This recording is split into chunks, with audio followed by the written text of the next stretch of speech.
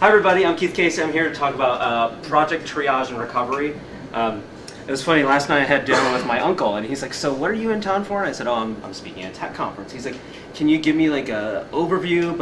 And he's not in tech, so he's like, I'm not really going to understand what you're talking about. I'm like, well actually, you're an EMT, so you know exactly what we're talking about. Does everyone know what an EMT is? They're the guys who get out of the ambulance and help people out. And their whole job is about triaging. It's about looking at the situation, seeing what's going on, seeing are there open sucking wounds? Is this guy bleeding out? Is there head trauma? What's going on, and figuring out what can we actually address here? What actually requires transportation to a hospital? What requires just stabilization? We can't fix it, but we can at least prevent it from getting worse. So when I actually said, yes, you'll get it, and I explained this to him, he goes, oh yeah, I could do that.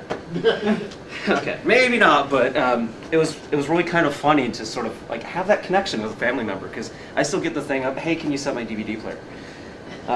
So anyway, I'm Keith Casey. I have a variety of number of jobs. It's mostly to keep me out of the house, because my wife gets tired of me pretty quickly. But my primary job is actually I'm a developer evangelist for Twilio. Is everyone familiar with Twilio? Who's not familiar with Twilio? Cal Evans. Screw you. These three. Okay. Twilio, real simply, is a platform for plugging applications into the telephone network. So if you want to send text messages, make phone calls, or receive and react to phone calls and text messages, use us.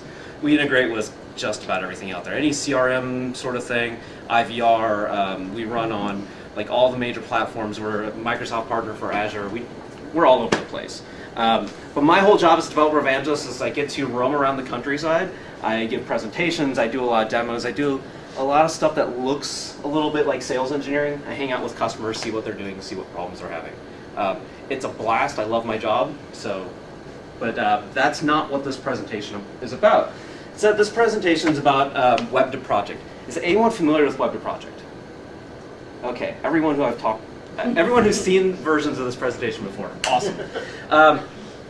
Web dotProject is a web-based project management system. As of this week, is today the 8th or the 9th? 8th. So as of tomorrow, it'll be 5 years old. We forked from another project called dotProject, and it sort of reached a point where there was a lot of sort of inertia around the project. And we reached the point where we said, hey, look, in order to make progress, we need to stop and figure out what we're doing. Nothing's happening here. So there were 7 of us on the team, I think, at that point, and the team lead said, I have an idea, we're going to restart from scratch. Yeah. So in November 2007, that team went that way and restarted from scratch, and they said it would take 9 months to get to version 1.0 release. We all know how rewrites go. They're still working on it. But in the meantime, we took a different approach. We said, look, we've got thousands and thousands of users on the system. If we rewrite from scratch, we're losing all these lessons learned. That said, the code base is a piece of shit. How do we make this better? How do we actually sort of take where we are now and turn it into something useful? So our approach was, instead of restarting from scratch, we're going to go through and refactor the whole thing. And we are, like I said, 5 years in, and there's still more work to do. But what's funny is, just as a little sidebar about myself, this is what I do, and this is what a lot of people know me as. Well, what's funny is more and more I'm getting known for something else. I have a contentious relationship with the TSA. Yeah, I'm probably on lists. Let me just leave it at that. This is being recorded, right? Yeah. Okay, so if you want to talk about that, we'll do it off camera later. I don't want to have any evidence. That just seems like a bad thing. But I'm happy to chat about this one over drinks or whatever tonight. And I've got some stories. All right, so at a higher level, not just within Web dotProject, the reason I'm talking about this is because the vast majority of projects fail. Now, fail is kind of one of those squishy words. Like, when we think of fail, we think of test failing. It's green or it's red. It's a very binary thing. It's pass or fail. There's no sort of middle ground. When you talk about fail in this sense of the word, though, their definition of fail, and this was from a Gartner study a few years ago, their definition of fail was anything that was more than 5% over budget, more than, I forget how many weeks it was late, or didn't live up to expectations of the customers. Has anyone built any project that was on time, on budget, and satisfied all the customers? Cal. I want to build stuff for myself. Yeah, then I'm totally satisfied. Okay, yeah. So has anyone built something for somebody else that fits all three of those? I mean, the vast majority of the time the answer is no. So their 95% thing seems pretty reasonable. And while that's bad, fundamentally it's not always damaging to the teams. Because if you miss a deadline by a couple days, it might not be a big thing. Unless you're launching the game on March 1st and you have to hit that deadline. There's not always a bad thing. But more likely than not, it's going to damage the team in some way. Whether it's a death march to get there, whether you end up adding new people to the team at the last minute, all those sorts of things that go along with a project that's late or over budget or just not satisfying the customers, it damages the team. But we were talking earlier about those sorts of things in an environment where there's actually money on the table.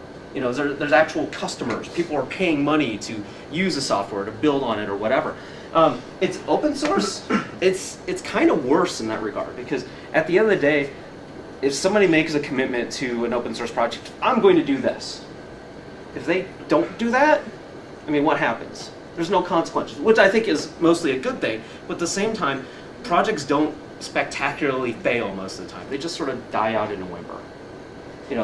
People just go their separate directions and everything like that. So everything I talk about here is based on our open source project. Not everything will be applicable to every team. So I'm just throwing that out there, just right off the bat. When I first gave this presentation, they're like, oh, you're talking about open source software. I run a commercial software company. I'm like, yes, but you have teams, right? All the same stuff applies, or most of it. Enough. All right. So a little bit of background just on dotProject itself. This was 5 years ago today, before dotProject existed. This was the project we forked from dotProject. Had a lot of problems. Small budget is an understatement. It had no budget. We were selling t-shirts and ad space to basically cover our hosting costs. That was about it. Circa 2007, dotProject had about 7 contributors, 200,000 lines of code. Some of it dated back literally 10 years. It was from PHP 3.4 time frames. In fact, I was just doing some more cleanup on a couple things, and I found if PHP version greater than 3. Great. Yeah, I just deleted that. I was like, it's probably not all that important anymore. And at that point, in 2007, version 3.0 of dotProject had been underway for about 2.5, 3 years, and it just wasn't getting sort of the traction to sort of close that gap. So there were some good things. The project worked. It had a pretty big community, 8,000, 9,000 active users, that sort of thing. But it had some pretty fundamental problems to it. So, like I said earlier, the initial idea was to scratch it all. Just start from scratch, trying to do everything from the ground up. And fundamentally, when we talk about this as software developers, it sounds kind of appealing, right? You're like, oh, wow, I get to start with fresh and new, and I learned all these things since I did it last time, so it'll be that much better. There's actually a phrase that covers that called second system syndrome. Is anyone familiar with that? It's when you build the first version of something and you realize how much it sucks. And all software sucks, let me just throw that out. But then you go to build the second version, you're like, I learned everything last time, now I'm going to make it perfect. And it isn't. But let's just say it still sucks, it just sucks in new and creative ways. Because, fundamentally you think everyone else's code is junk. You might even think your code from 3 months ago or 6 months ago or 12 months ago is junk too. And the new code is always better. No, it's not. Let's just get that right out. No, it's not. It's not necessarily, because there might be a reason why that code was structured the way it was before. The other big reason why rewriting from the ground up always seems appealing is we get to use the new shiny. I actually had somebody pitch me, hey, we should rebuild dotProject in Node. Like, yeah, let me know how that goes. It seems like a great idea. Hey, it's this new shiny cool project, but you know what? There's so much that went into actually building that. To just port it over is never a clean, fun, entertaining experience. Well, it might be entertaining for me, who's not writing the code, but not for people actually doing it. So the problem this runs into fundamentally is that when the team split, the team that was going on to rebuild from the ground up, they sort of had what I call the zombie product. Because fundamentally they had a project, dotProject version 2 something, that won't die. And it ends up creating a pretty big problem, because if you want to build something on that system, what do? Do you build on the version 2 line that's already been end of life? Or do you build on the new version 3 that's rewritten from the ground up and doesn't work yet? So you end up in this really weird middle ground. You've got something that won't die and something that's not alive yet. You actually don't have fly from zero.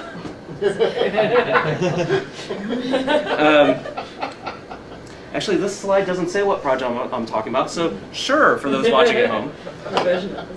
But I sort of had the thing that it does suck brains, because you end up having to try and figure out, okay, what should I do? And the vast majority of people won't do anything. They'll just say, you know what, screw this, I'll go to something else.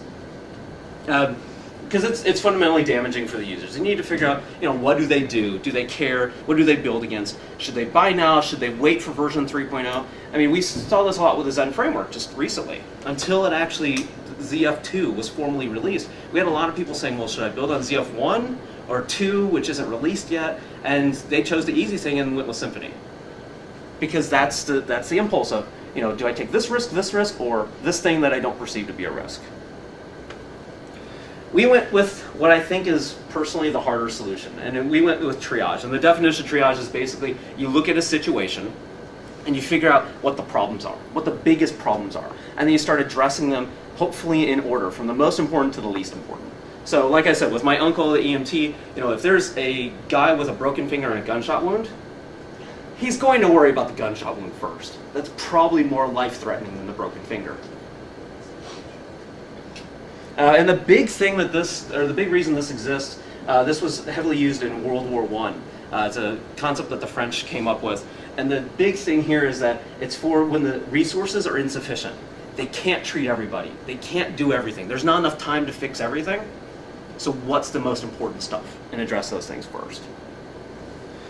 So in our particular area, what we started doing is, okay, well, what are the problems? We had to define what success looked like.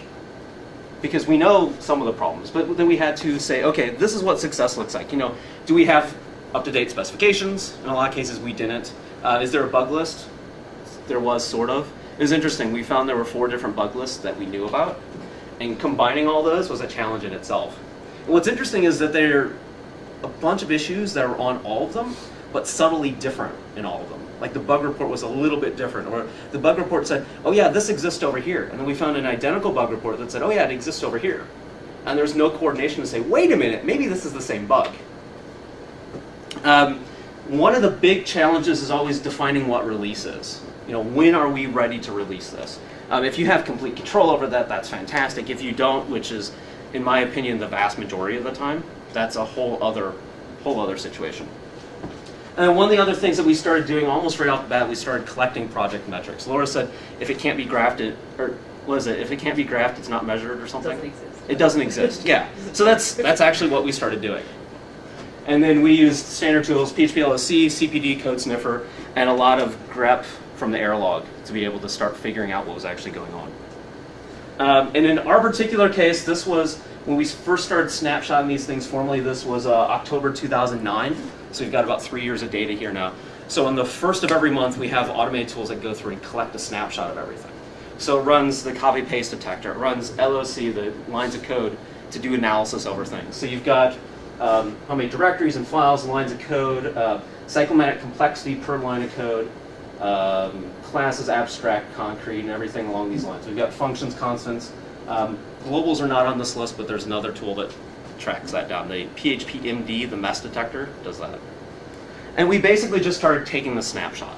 Now, we weren't using this to drive our priorities at that point, but more than anything, we wanted to know where we were.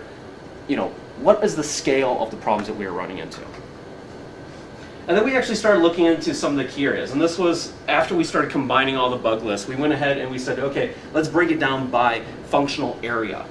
We have a concept of modules. So we have this module, how many bugs are there? What are they related to? Is it user interface? Is it actual functional problems? Is it a typo? We had a lot of typos, because it turns out Australians spell certain things wrong. So we had a lot of typos that we had to do that. We actually do have an Australian translation though. So it adds the U in certain places. Firefox doesn't. There's no E in it here. Wow. Stick with US and UK. I got a question. Yeah. Have you ever used the Sonar project on that? We're starting to use that. I mean, some of this data dates back 3-4 years now. Okay. So I was just on the CodeWorks tour last month, September and October, and we're using Jenkins now to capture all this information and to actually build that up over time. We're trying to get into not continuous deployment because it's an open source project, we don't deploy it, but to at least do like continuous releases or discrete releases as the case may be. So yes, we're at the very beginning edge of it, like less than 60 days in. I think that will really help you because it will pick out a ton of stuff automatically. Yeah, for you. yeah. And so we've actually been heavily using PHP-MD, the mess detector, to highlight a number of those things. And we used that over a weekend 2 or 3 weeks ago, and it highlighted 470 something things throughout the system. And some of those things were as little as, hey, you know, this is too many characters long, or, you know, this seems like a long function, you know, things that we can't address right now. But there are a number of like really good things that we ended up doing refactoring about. But I think we knocked that list down by about 120, 130 items over a single weekend. So in this particular case though, since this was, I believe 2009 was pre-Sonar, we went ahead and once we started breaking things down into certain areas, we found that there were 2 pieces of the system that were actually more buggy than any others. Does anyone remember what dotProject is? What is it? It's a project management system. So where are our problems in the system? Project management. Just a minor piece. Yeah. So this is our projects module and our tasks module. The 2 pieces that you really want to work were actually the buggiest of all. Now, some of that could be those are the pieces that are used the most often. Could be, in some cases, some of these things were feature requests. So it could be things like, hey, I wanted to also do this. So these aren't necessarily all just bugs. Some of them are just annoyances, problems, feature requests, a whole swath of other things. But it was kind of entertaining when we came up with this. We're like, wow, we were so screwed. So obviously we were bound by the golden triangle, or the iron triangle. We can have it good, fast, or cheap. The nice thing is, cheap is kind of mandatory. It's an open source project. There's nothing we can do. I mean, I'm not funding this project. We don't have any corporate backers or anything like that. So cheap is mandatory. So then the question is, okay, does it have to be good or fast? And we've seen fast. Fast always results in not good. So at this point, we prioritized good. And cheap was fixed. We didn't have anything to do with that. But we needed the system to actually work. Fundamentally, in our case, a lot of times dotProject is used behind the firewall for things that called projects that often, you know, drive revenue. So it should work. And if it doesn't work, that company has problems, we have problems, everyone has problems. So, all right, so in our particular case, you know, what variables can we adjust? In our case, recruiting additional people is hard, because when you have a project and you say, hey, it sucks, let's, you know, help me make it better, it's not a very good pitch. People are not, the vast majority of the time, people are not open to that sort of thing. We had complete control over the deadline.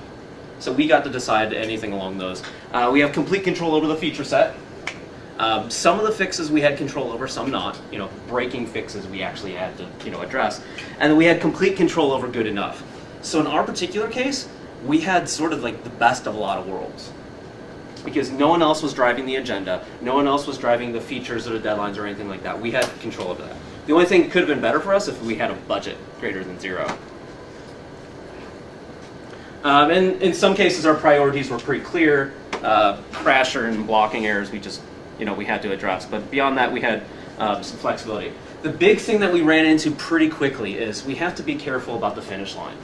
Once we defined what the finish line existed as, like here's what it looks like, we had to be really careful not to shift it. Because the first impulse is, oh yeah, that's a great idea, let's go ahead and add that. Everyone says that, everyone thinks that. And we actually had to fight really hard to make sure that didn't happen. You know, some teams use, function points to sort of define how things are being done. We didn't have any of that. This was just sort of based on, you know, how stubborn are we going to be? You know, and in some cases it really kind of annoyed people because it seemed capricious in how we were actually making our decisions. And it was actually very clearly defined and, you know, here are the priorities based on, you know, does the system work? You know, crashing bugs, broken core functionality, those things all had to be high priority. Beyond that, feature requests were the first thing to get bumped. Because at the end of the day, we wanted it to work before we wanted it to do more in a broken way. It seemed like a good choice there.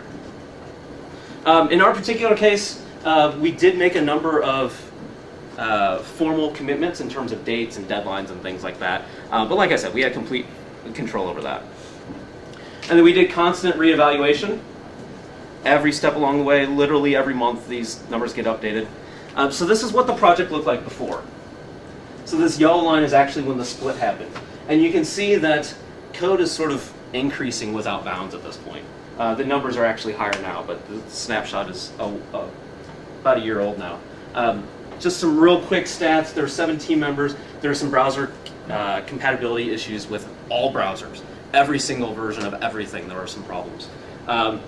In terms of the copy-paste detector, is everyone familiar with that? Okay. Real quick, what it does is it goes through a code base and says, hey, are there any duplicated snippets of code here?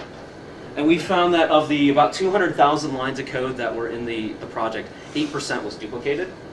So that meant 16,000 lines of code were like direct verbatim copy paste from somewhere else. So that's a problem. That's 1 out of every 6 lines of code fundamentally. So yeah, not great. And then we have cyclomatic complexity. Is anyone familiar with cyclomatic complexity? Is anyone not familiar with it? Okay, cyclomatic complexity in real simple terms is how complex is this code? And the way it sort of looks at things is if you have a function and there's 1 input or no inputs to the function and 1 return, it has a complexity of 1 because there's 1 path through it. If it has an if-else, now there's 2 paths. If it has an if-else with a loop, now things are expanding pretty quickly. If it has nested statements, or nested conditionals, if it has switch statements, every single one of those adds some number of paths to the code. And in theory, every single path should be tested. So when you have really complex chunks of code with a lot of nested statements, in theory, you should have a test for every single case. Does anyone actually do that? Bullshit. You want to come see my, actually, I only do it on my own project. Oh! Because a lot of times people are like, you don't have time to write tests for all that. Yeah, and so that's a sign of, hey, look, if you don't have time to write tests for all that, you probably shouldn't do all that. Because you're putting in all these scenarios that, if you think about it, we have to stop and think out how the code's going to react in all those situations anyway, right? The fact that you're not writing tests around it is a huge red flag to me. So in terms of putting a number on that, IBM did a study spanning from I think it was 1968 to the early 2000s on software complexity and attaching bugs, number of bugs and everything to a project. And they found that at about, complexity, I think it's a 17 complexity. So there's 17 paths through a given chunk of code. You have about a 28% chance of having a bug. Once you start approaching 30, that percent approaches 100. So in dotProject, we had the average complexity was 81. The low was 17, so that was probably a better piece of code. And the high was 195 million.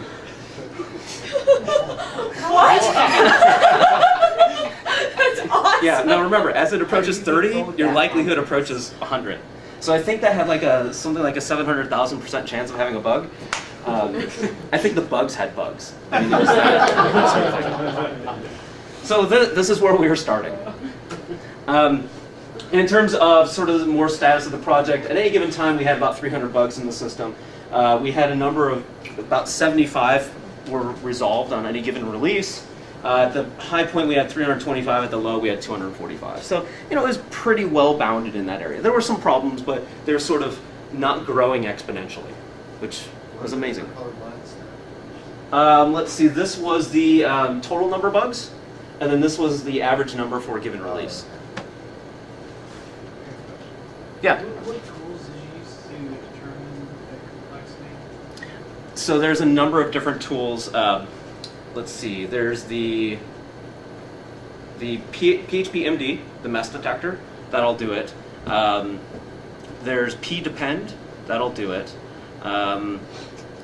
Code Sniffer highlights some things that can be considered more complex issues. PMD is actually the really good one for it.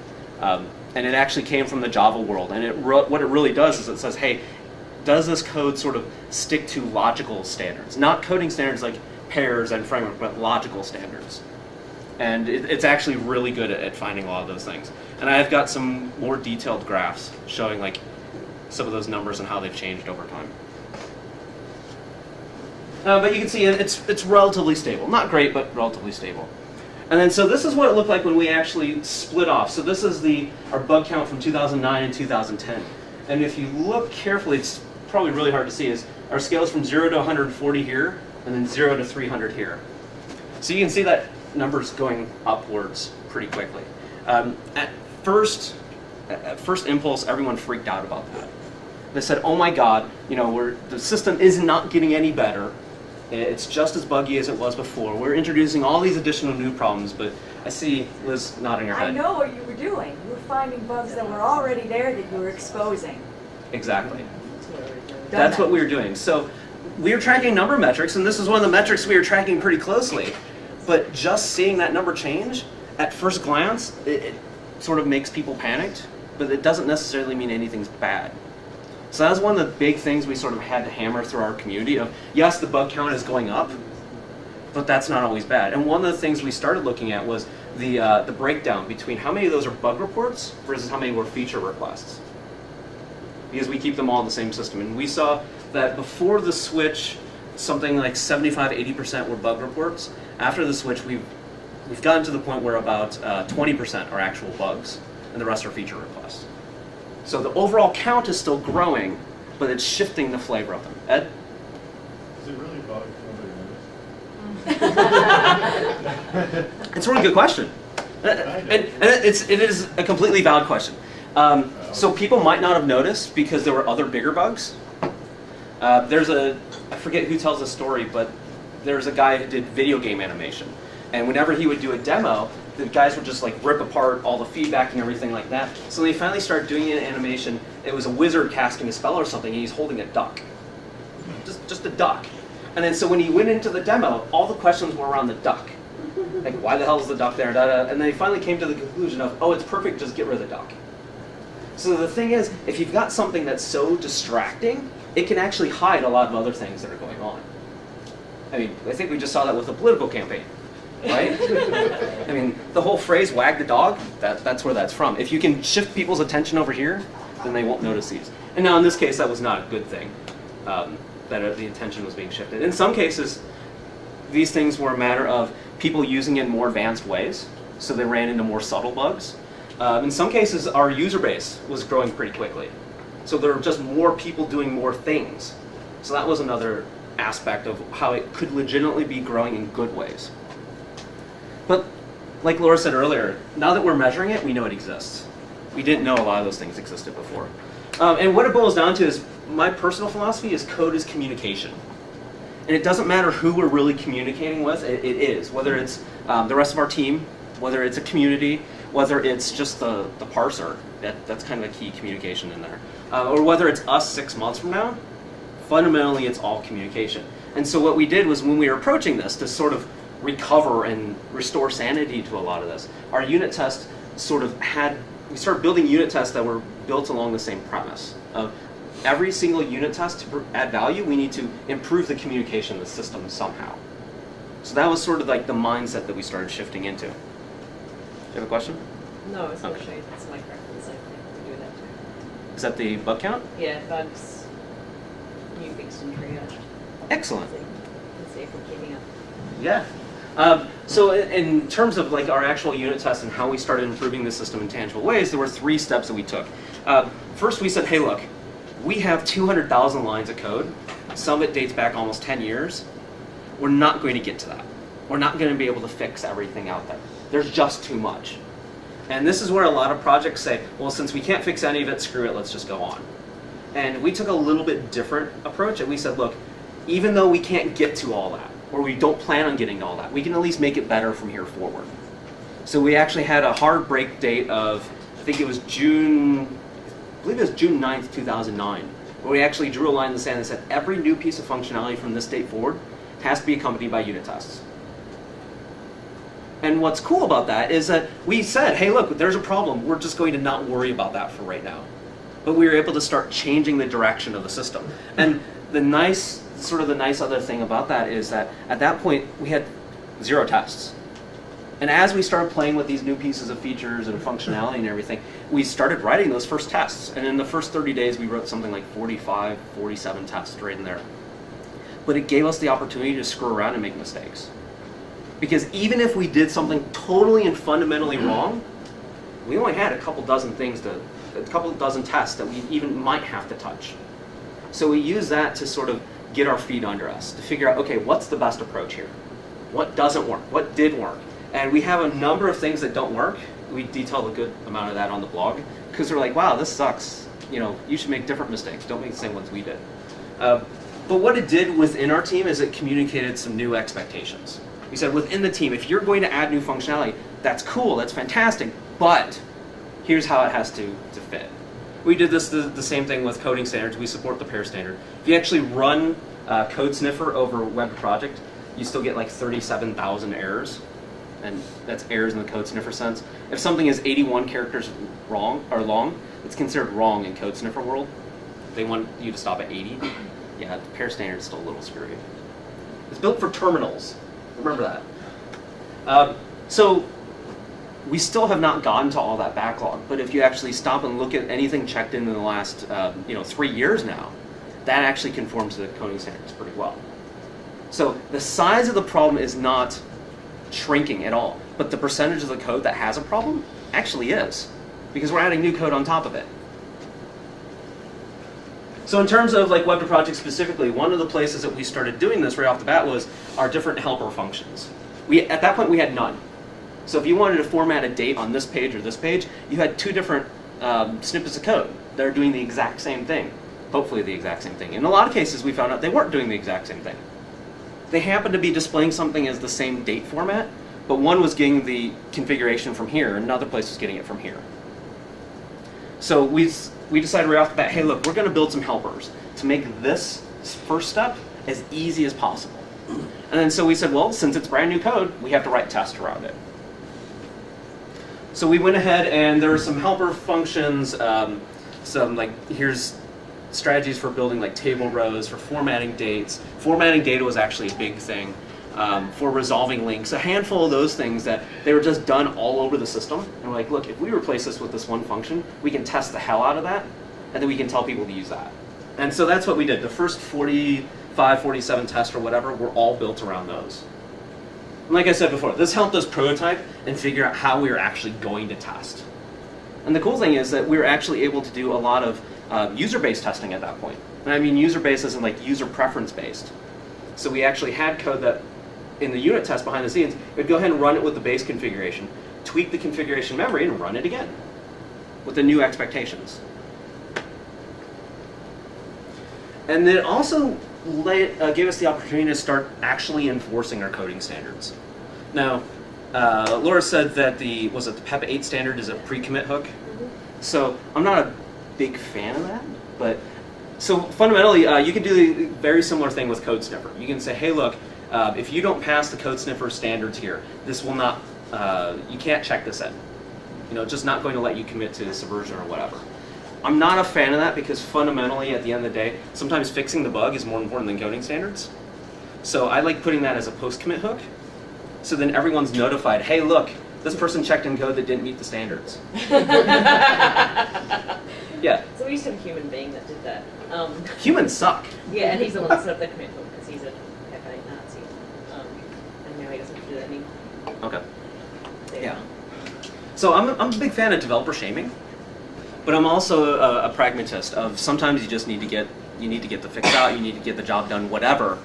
But that doesn't mean it has to stay there. It doesn't mean the problem has to continue existing. If you have the opportunity to resolve the big problem and then come back and clean up the small problem, that's a good thing. There's nothing fundamentally wrong with that. Then standard tools along those lines, along the QA lines, PHPMD, CPD. There's LOC. There's PMD. There's pdepend. There's probably a couple dozen others. If you look up Sebastian Bergman, he's a PHP unit guy. He wrote probably 2/3 of them. It's him and the Germans. The Germans are all about quality. The Germans, I'm sorry. Yes, it's the Germans. So like I said, this will give us the opportunity to test new pieces, play around with ideas. But what we found pretty quickly when we were doing this is that even though these helpers were really useful and really good, we found out that there was actually another pattern, that there was a lot of core functionality. Like this is talking about like the core, like the very beginnings of the internals of the system, that a lot of our helper functions were actually based on. they were formatting the data coming back from this one particular function. And so we explored that a lot, and we found out that there were a handful of functions that are driving the vast majority of the system. And we're like, aha, we should actually check those out. We should start building unit tests around those, because those have an impact all over the system. And if we can fix them in one place, then we don't need to worry about them in all these other little places. And what we did, the main goal of that was we wanted to communicate that the system is stable. And here's the intention on how these things are supposed to be used. We had a lot of problems where some arrays would come back and they're indexed by number, and some were indexed associative, name-value pairs. That's a bad combination. It's a really bad combination. You should do one or the other. I'd say never numbers, but do one or the other, at least have consistency. And so we were able to actually write tests around that to make sure, hey look, when things are coming back, are they coming back the way we expect them to? You have a question? Okay. And what we ended up doing as a result of this is we found a lot of this pseudo bogus bug reports. And that's when I mentioned earlier where we had the different bug lists, and one bug report was over here and it said, oh yeah, and we have this thing's happening and it's output like this. Then we found a very similar bug report over here that said, oh yeah, this thing's happening and it's outputting like this. And it was in two different parts of the system. Well, fundamentally, the problem was that the core function that both those things were based on was putting out data in a weird format, or in a structure that we weren't expecting. And so by actually wrapping tests around those inner functions, we were able to notice those and figure out those.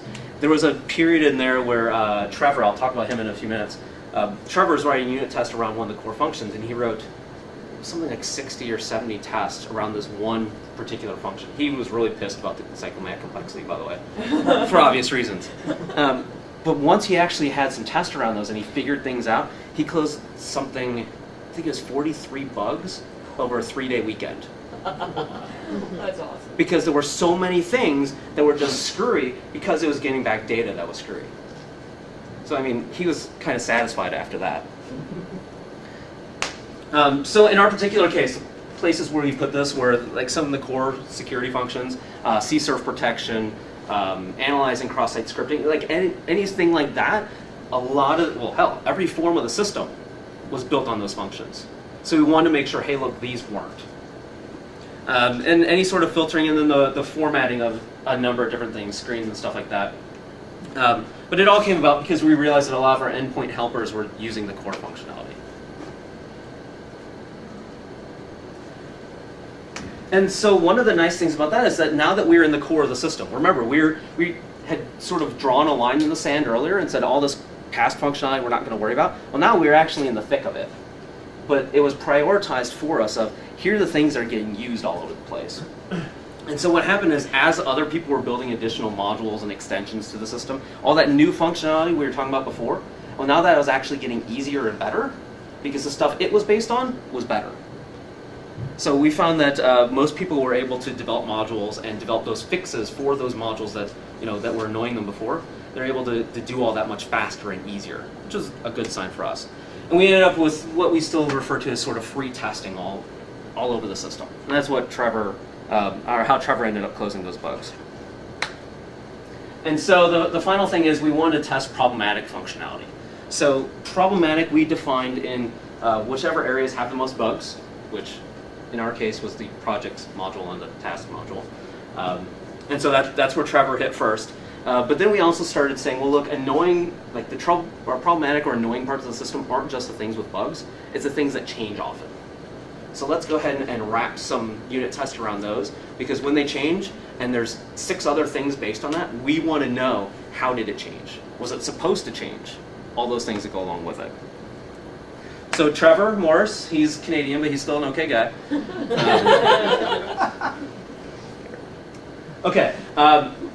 So like I said earlier, we had the vast majority of our bug reports, upwards of 50% of our bug reports were in those 2 modules, the tasks and projects modules. And the next most common bug report area was, it's the counter module, and it's like 5% of the bug reports. So obviously we had a pretty big problem, and the big problem was in like the core most important piece of the system. So that's when he started fleshing out all those. And he did an amazing amount of work in just a few days and was able to close ridiculous numbers of bugs. But the whole thing came about because he was able to build those higher level tests, because we had all those smaller level, like the more fine-grained tests, So we're actually being able to do integration testing as a result of having all those smaller unit tests. And that's actually what led to him doing a massive amount of work and killing off a number of things. So, I mean, it's pretty obvious. It's hard to tell here on the snapshot of this, but the vast majority of the bugs here and here were actually closed by him that weekend. I mean, it was a ridiculous amount of effort came from that, or ridiculous amount of value came from that effort.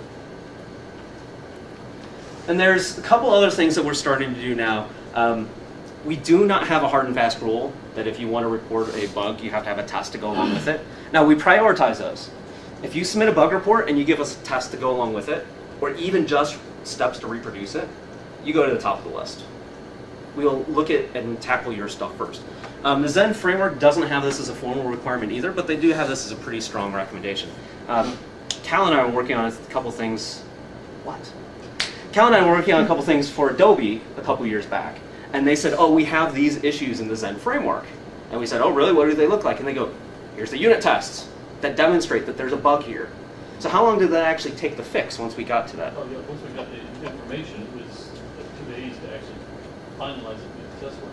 Yeah, exactly. And we knew exactly what would make it pass because we had the tests. So that made our lives very easy. So one of the things that fundamentally I think it communicates it communicates problems and it communicates potential solutions to the rest of the team and to the community as a whole. And what a lot of this boils down to is broken window theory. Has anyone heard of this? It's not the same as the broken window parable. One, Cal, because you've sat through this. Ed, okay. Well, that's what this slide is for. Thanks for playing along. This is another crack on Windows, man. It's from 1982. So no. Come on. I haven't picked on you at all. All right, so broken window theory is it's actually from sociology. And so Wilson and Kelling in the 70s and 80s started looking at the breakdown of neighborhoods. Talking about real people in the real world, not software at all. And they found that an interesting sort of pattern emerges. So when you have a neighborhood and there's a vacant house, if somebody throws a rock and breaks a window, and that window gets fixed quickly, then that neighborhood doesn't change. It stays pretty much normal.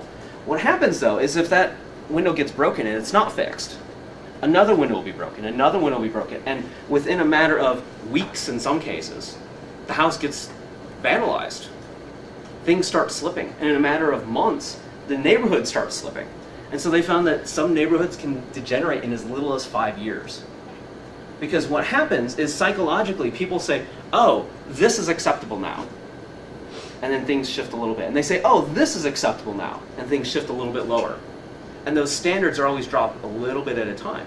And fundamentally, I think the same thing applies with software development. When we have a pristine code base, does anyone want to mess it up?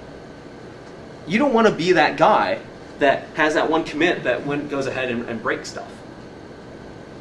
But if weird things start slipping in, odd things, undocumented, poorly structured, poor performance, anything along those lines, then the next person comes along and says, oh, well, that must be acceptable.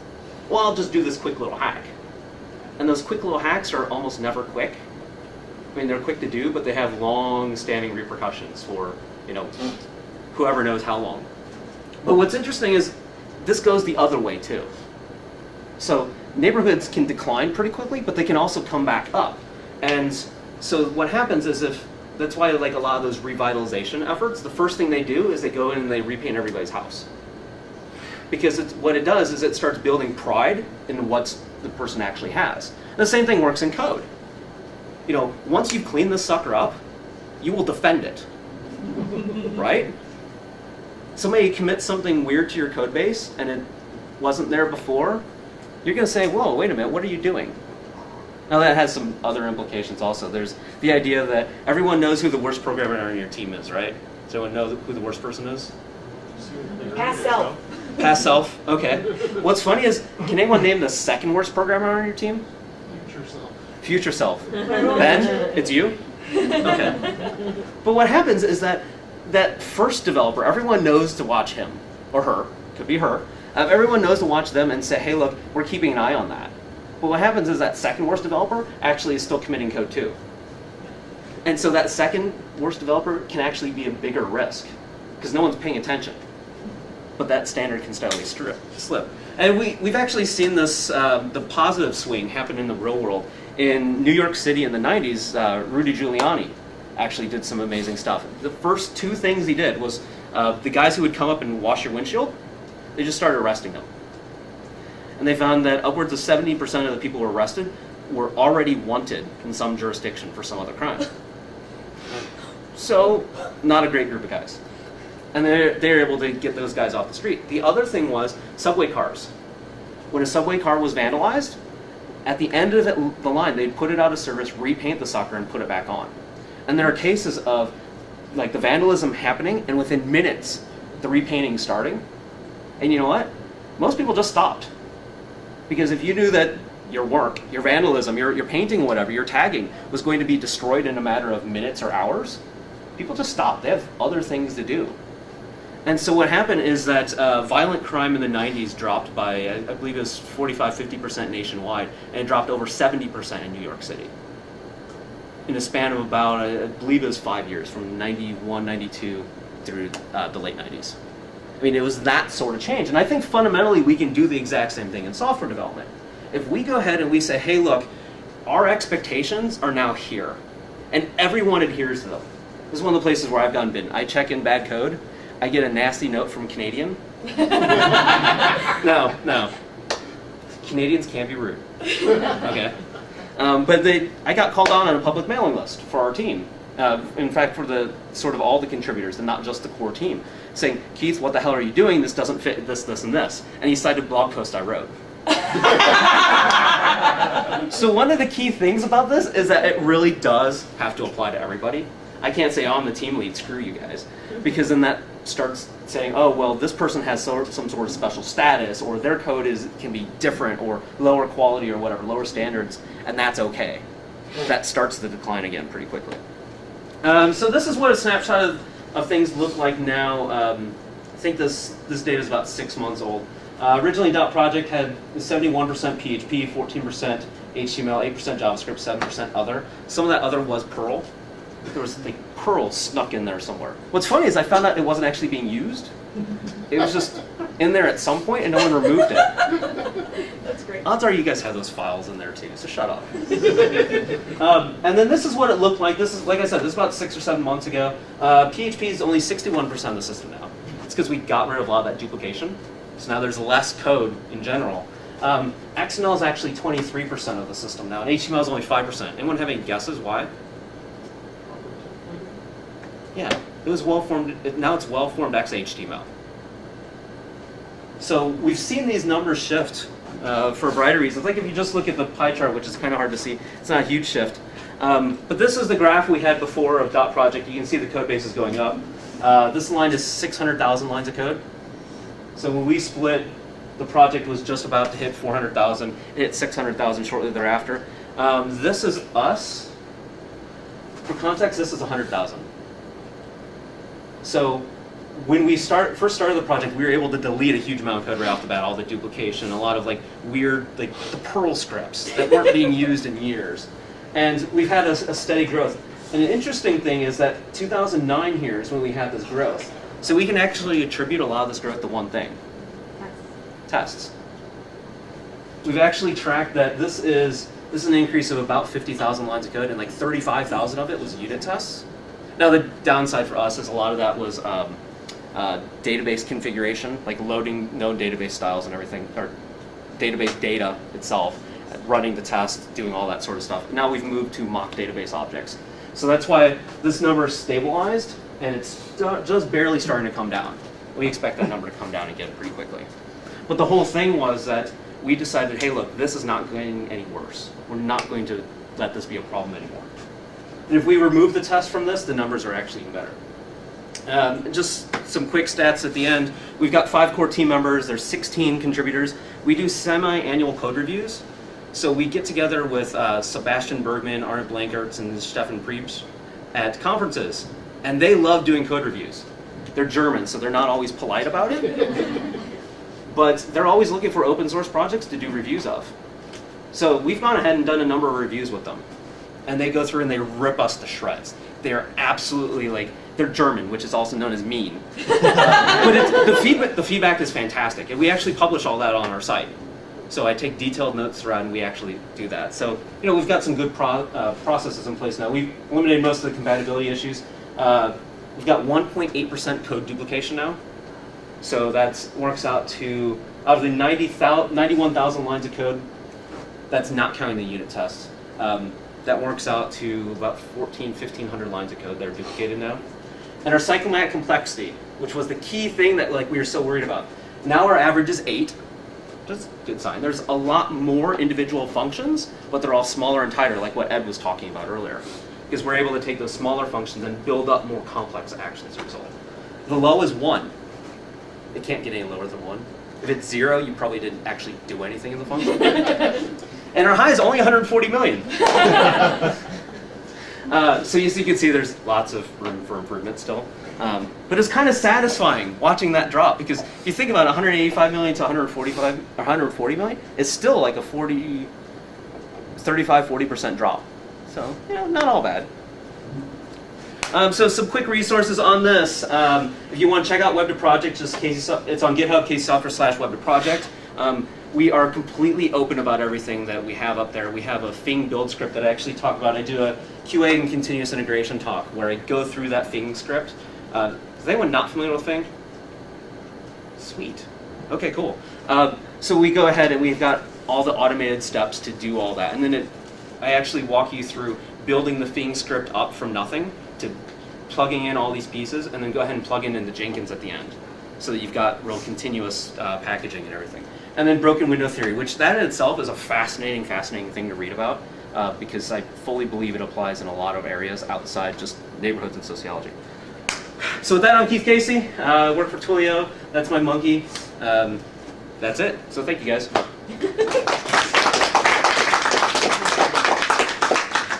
Please review me on Joined In. Any questions? I have one, but I can't think of it. One of the things you were talking about when you were in factoring, did you ever come to a component of the core that really did need a rewrite? Because I've done this in some of my own code. There was simply something that had to be replaced. The way we did it was do the rewrite. All the new code had to use it. The old code we replaced as needed. So Did you run into that? How did you handle it? Yes, we've run into that in a number of cases. One of the things I did not cover in here is in July 2010, we started to do a relicensing. So dotProject itself was BSD, it moved to GPL, so we were un-GPLing it. And so one of the things that required us to do is rewrite a lot of that GPL code. So what we did is when we found those functions that either A, just really bad, and just need to be rewritten from the ground up, or B, were GPL, like they are added entirely during the GPL phase of the project, what we did was we wrote unit test against the function, ripped it out. Literally went from the open curly brace to the closed curly brace, deleted the whole thing, committed that to show, hey look, this code is gone, and then rewrote that from the ground up on the inside. Now, having the unit tests go against that function beforehand was fantastic, because we could clearly know whether it was fully functional, whether it was working the exact same way as it had before, all those sorts of things. So that was one approach. The other approach we used is for things that we don't have to replace. Like, we can keep the code. Realistically, there's enough add-on modules and stuff that are based on the code, we couldn't just delete it. So we actually have another function that implements it the good way. And then when you actually call the original function, it throws a deprecation warning. It says, hey, this version is deprecated. It's going to disappear in this version. Instead, you should use this function. And if you actually look through, if you grep our code base for deprecated, you'll find all those notices. And then we actually broke it out another step, and we have a class or a file called deprecated. So that's not it. So within the code base itself, we've got a number of like our includes folder here. It just has a bunch of common functionality. It's kind of hard to see. But we have a number of things, backwards compatible functions, cleanup functions. Everything that still needs to be cleaned up is sitting in this one file, so you know exactly where to find it. There's the whole thing of let's, sort of isolate the cancer. And then we've got deprecated functions. And so these things are, everything here is attached to a specific version of this is when this is going to go away. So that's it. So thanks.